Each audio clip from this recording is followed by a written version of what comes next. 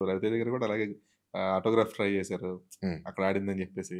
Same అలాగే. అది maybe too early కూడా కావచ్చు. ఆ సినిమాలో అన్నీ ఉంటాయి సార్. ఆ సినిమాకి కావాల్సినంత ఉంటది.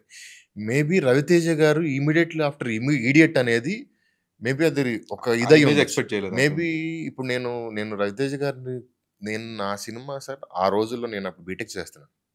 నేను టైటిల్స్‌లో ఎళ్తున్న కవితలు చూసి ఏడ్చాను నేను. సినిమా దాకా పక్కన పెట్టండి. అది one of my favourite. But image wise ఒక 'నాని' ఇమేజ్‌లా అంటున్న అతను చేసుంటే అది ఈ రోజుకి క్లాసిక్ లాగా ఉండిపోయి ఉండేది. హ్మ్. ఎందుకంటే గుర్తున్నది నాకు, చెప్పింది, నేను విన్నది నాకు తెలిసింది కూడా. ఇంటర్వెల్ సీన్‌లో 'రవితేజ' గారు తలకాయ పగలగొట్టి ఆయన ఒక షిప్‌లో బోట్‌లో ఎళ్తుంటే, పక్క బోట్‌లో ఆ అమ్మాయి పెళ్లి చేసుకొని ఎళ్తుంటది.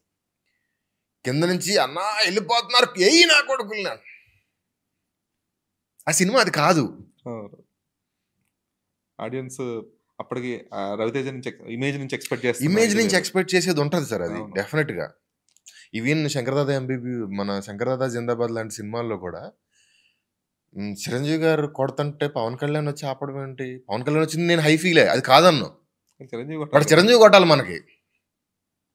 ఆయన గాంధీయిజం అంటే ఆ! అసలు ఆయన సినిమా అంతా కొట్టి చివర్లో గాంధీజంని ఫాలో అవ్వండి అంటే నాకు ఓకే. 'ఇంద్ర' సినిమా, సినిమా అంతా నరికి లాస్ట్‌లో రక్తపాతం నాకు వద్దంటే నాకు హ్యాపీ. కానీ అప్పటి వరకు నాకు కావాలి చిరంజీవి గారు.